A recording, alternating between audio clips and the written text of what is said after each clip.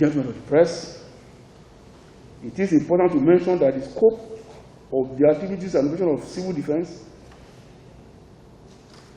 has significantly increased since the advent of this administration to effectively rise to the new challenges and position the core for the future. The ministry has embarked on manpower audit of the NSCDC. The audit is to assess the core current human resources vis-à-vis the existing ranks, job functions, training, and compatibility with the new security challenges being faced and manpower gap arising from the sharp increase in the number of critical national assets to be protected. A psychometric evaluation of all the officers of the corps will also be carried out to establish those that are fit and proper to bear arms. It is the vision of the ministry to elevate the status of Nigeria Security and Civil Defense Corps to an elite paramilitary corps that Nigerians will be very proud of. They are equally fantastically kitted. That's their CG. I'm proud of what the corps is turning, the defense is turning into. But we must give kudos to the president. Without his humongous support, whatever we are reading to you and saying about our agencies and ourselves would have been impossible. The Civil Defense, Corrections, Immigration and Fire Board. This board is charged with the responsibility of the recruitment, promotion, and discipline of all officers of the paramilitary agencies with the Ministry of Interior. I didn't use under, with the Ministry of Interior. Our vision for the board includes the following: to have a technology-driven recruitment process that is seamless for applicants and designed to reduce recruitment error, manipulation, enhance performance of the paramilitary agencies. To have a promotion process that encourages continuous learning and personal development of officers through an e-learning portal, and ensure a transparent and effective promotion exercise that identifies and rewards the serving officers in the paramilitary agencies. To enhance discipline across the ranks in the paramilitary agencies and ensure that misconduct and operational practices are not tolerated. In pursuit of this vision, for the first time in the history of the ministry, we adopted a computer-based test for the recruitment of officers into the paramilitary agencies. It had never happened before, and it was vehemently resisted by vested interest. But we were able to get around it with the support of the president. Hitherto, recruitment was paper-based and often led to chaotic situation examination centers and even loss of life, and it's not transparent. The ministry entered into a partnership with JAM, the Joint Administration Board, to conduct the computer-based test for the recent recruitment by the board using JAB accredited centers nationwide. So we use the JAM deployed to their centers. This eliminated the chaotic situations applicants go through to write application examinations. It has also eliminated any form of corruption in the process and made it more transparent. This will be a standard practice going forward. Over 19,335 officers have been recruited in the period under review. This comprised of 2,200 for the Federal Fire Service, 7,045 for the Nigerian Correctional Service, 4,390 for Nigeria Immigration Service, and 5,000 for the Nigeria Security and Civil Defense Corps. The board is in discussion with stakeholders for the setting up of e-learning portal that will provide continuous and mandatory learning and personal development for officers of our agencies. In the quest to boost personnel morale and ensure higher productivity, the board has promoted 27,025 paramilitary personnel between 2019 to date, the highest number by any administration in the annals of our history.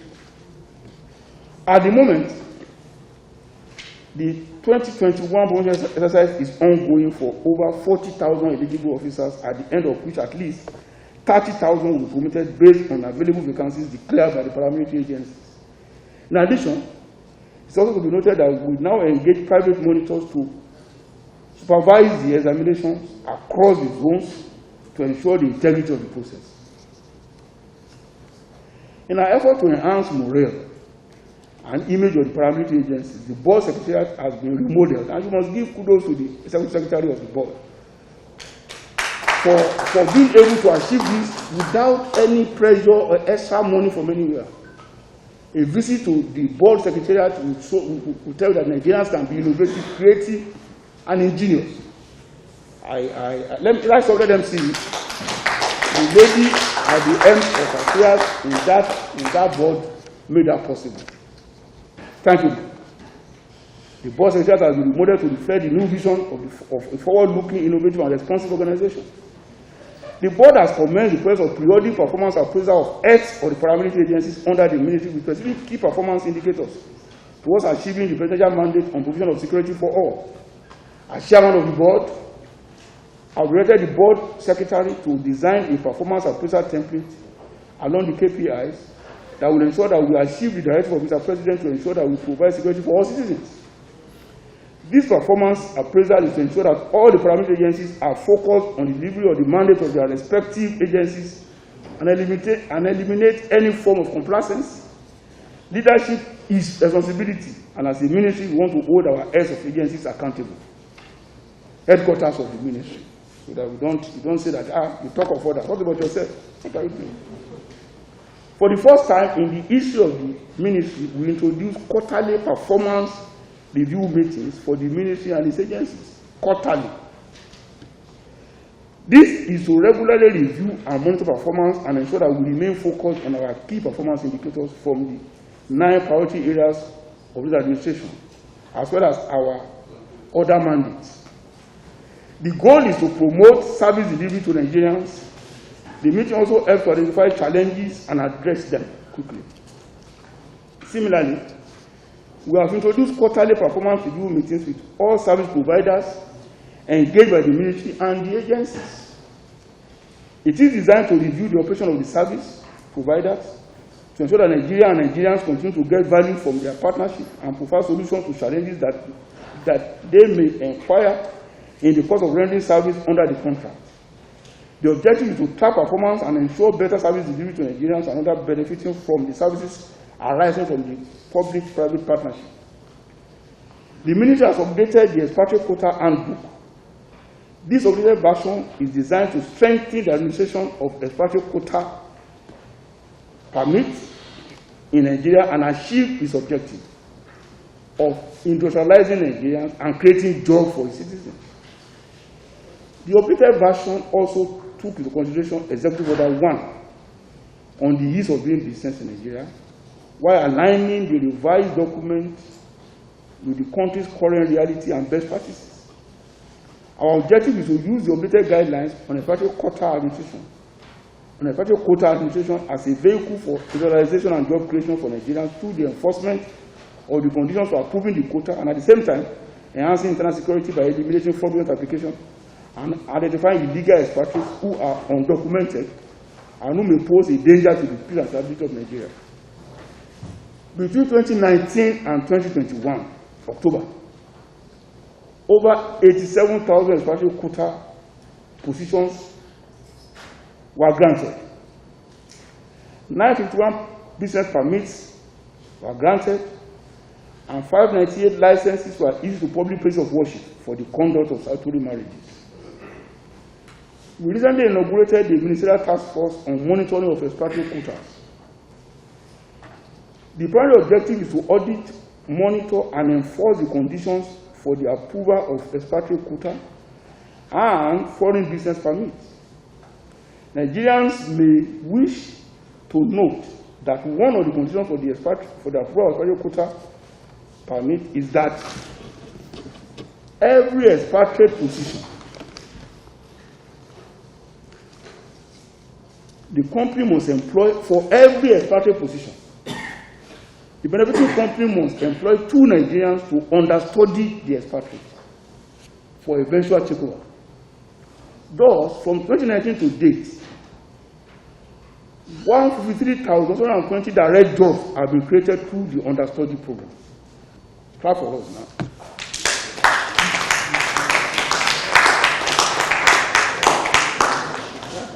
You deserve applause. It is also a condition that the Nigerian understudy must be exposed to local and foreign training in line with the profile of the job. It is expected that this monitoring and audit process will open up door opportunities for Nigerians. The task force has since commenced work. The ministry is resolved to enforce the conditions under which the expatriate quota approvals were given.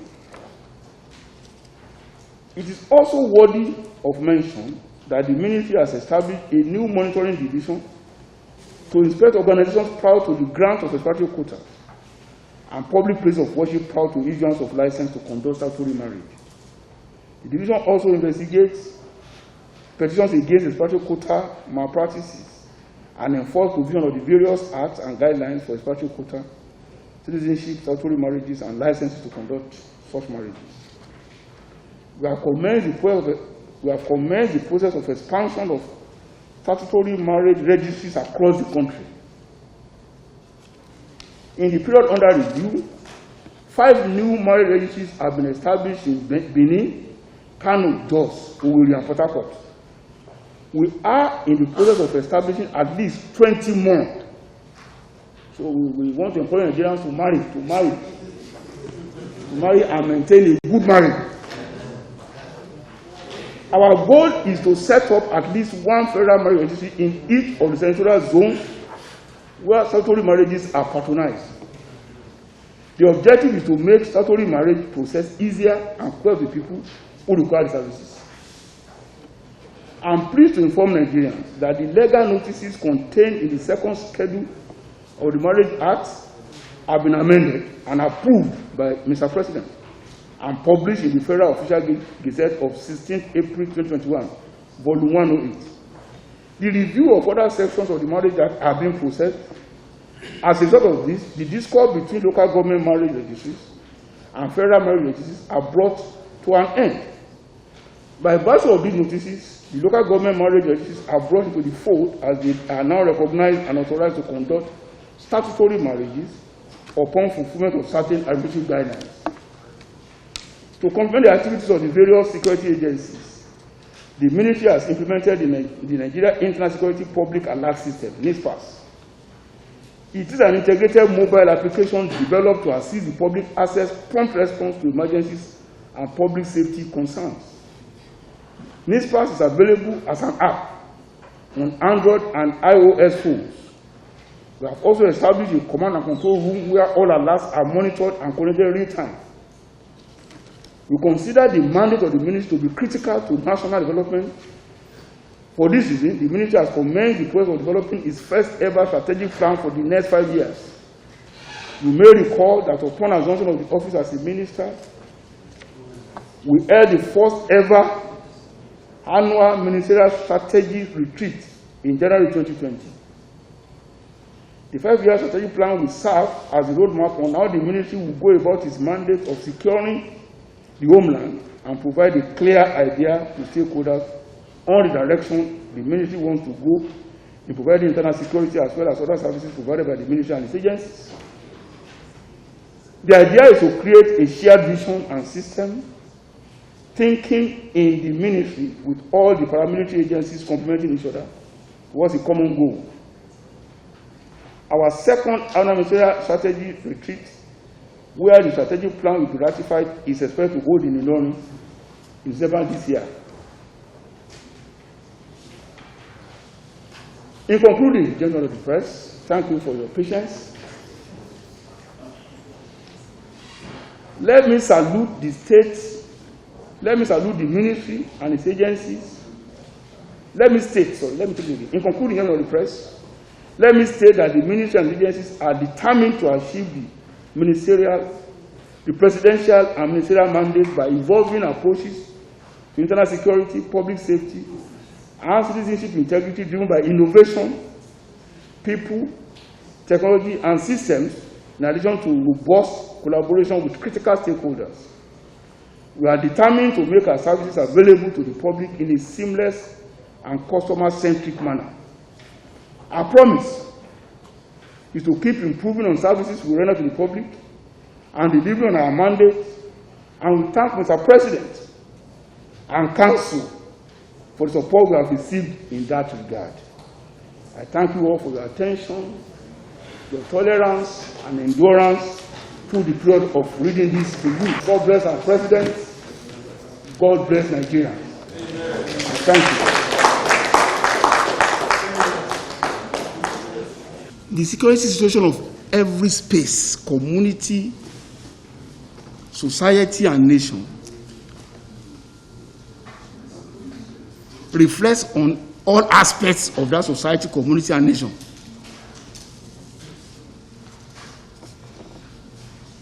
So, whatever we are witnessing in the cultural facility is a fallout of the challenges we are having nationally. Please take that. Now, as to the specific causes, what I will say is this. It's not specific, it's a little bit varied and diverse. Yes, attacks could be for the release of specific persons in the centers, or simply to embarrass the government. But whatever is the cause, our duty is to make the cultural facilities impregnable, so as to enforce the will of the state on those who are legally to be kept there. That's our own responsibility. And we are committed to ensuring that it's not just only to enforce the will of the state by making sure that nobody that is legally put in custody is let out. It's to prevent the dangers of society will be exposed to should they be out before their time.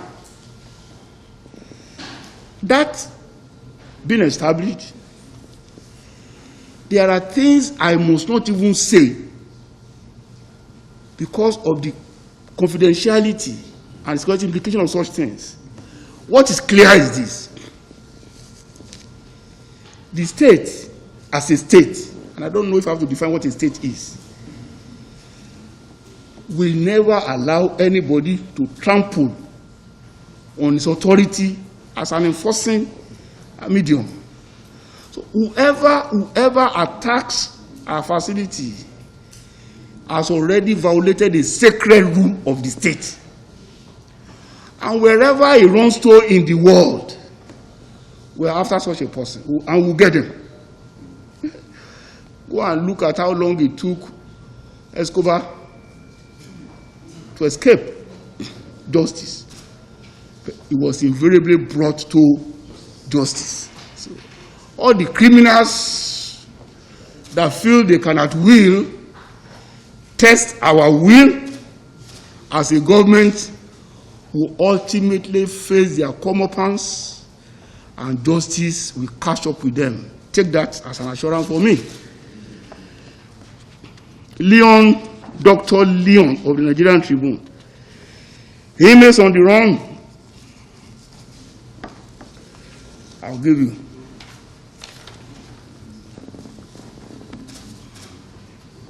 No, I have it here. Don't worry yourself. I have it here. Summary of attacks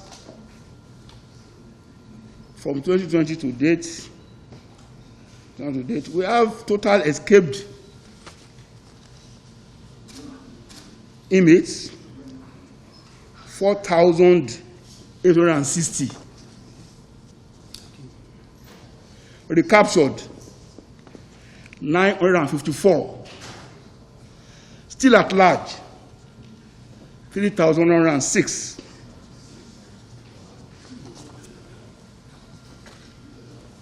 Dr. Leon, that's the fact. Breakdown is here, but that's just the summary. I didn't have the name of the man who required for the role the FFS played at Ikoyi. The same man. The same man, Dr. Leon. Dr. Leon.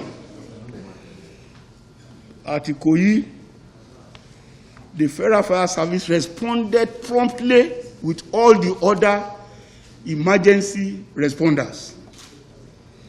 And our Deputy Controller General Operation was there throughout. And that's the highest level of deployment.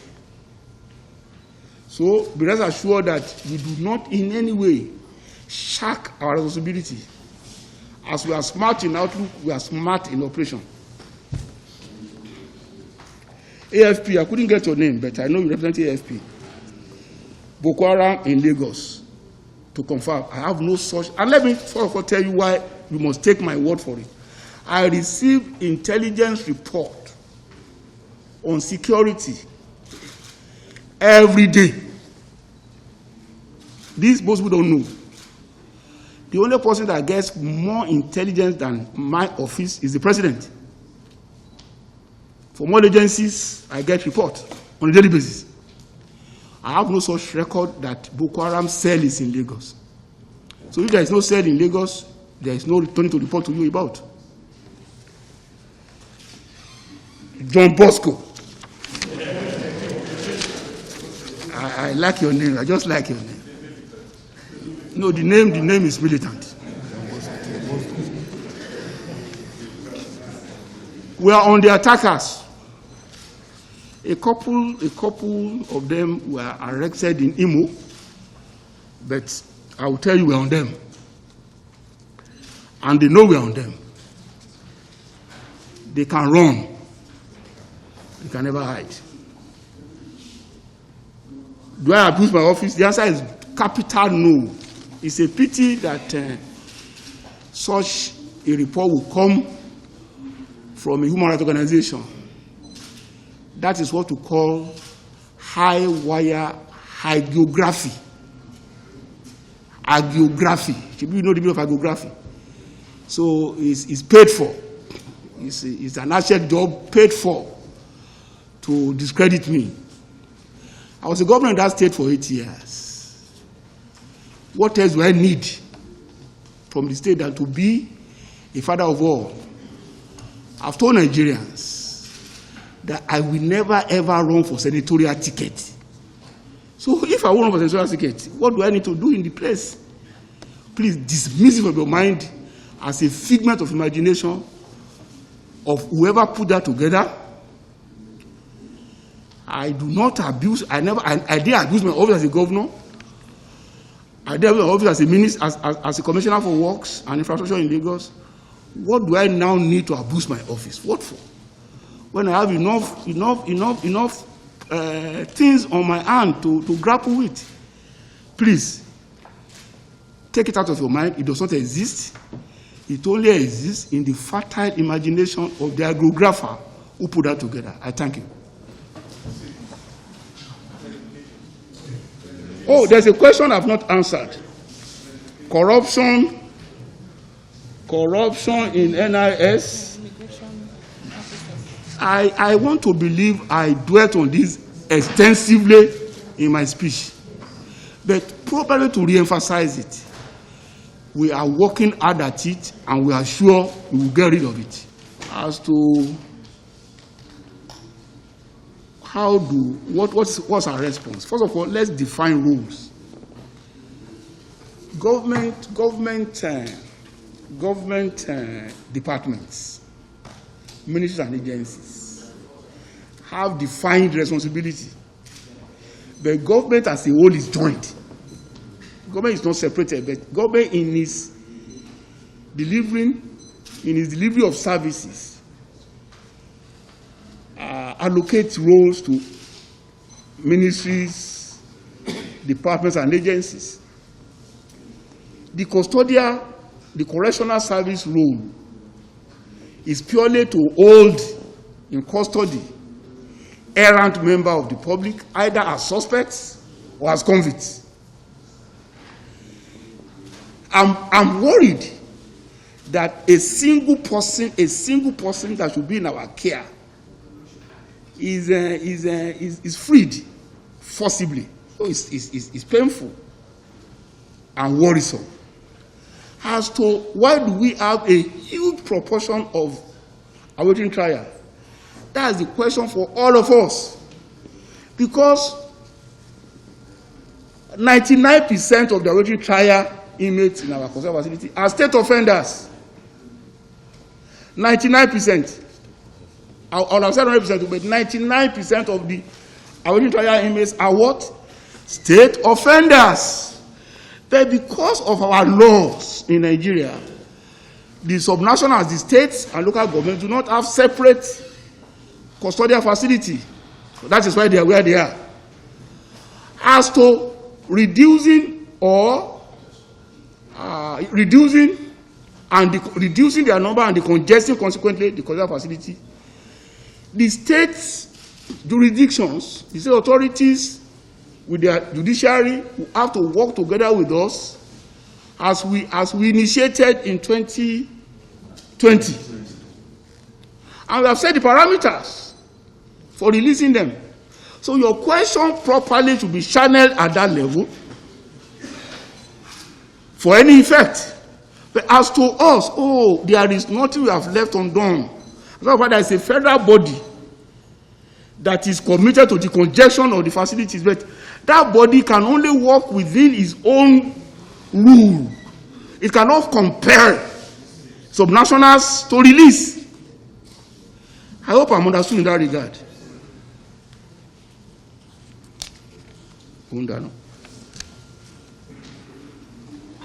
Yeah, it's hampering our operation and it's putting pressure on us financially because we have to feed them.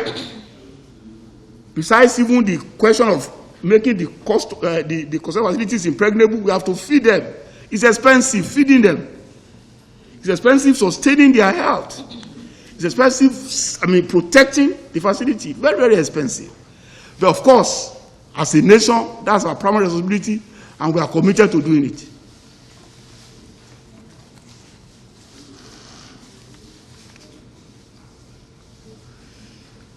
The lady said, why are we having difficulty with BVN? Yes. There are over 200 million, my sister, there are over 200 million Nigerians. Criminals who want to evade the law will not come where the profile we have obtained can be checked. But how long can they run away from the law? That's the question. And that is the strength of the state. The state is a patient board. You can run, but you can never hide. I've given you the case of Escobar. Escobar ran, but Escobar was ultimately apprehended. So the state is patient. What is best is for you not to break the law. All those who have offended our laws, in whatever form, must realize that the state has one thing now on them. We have their biometrics.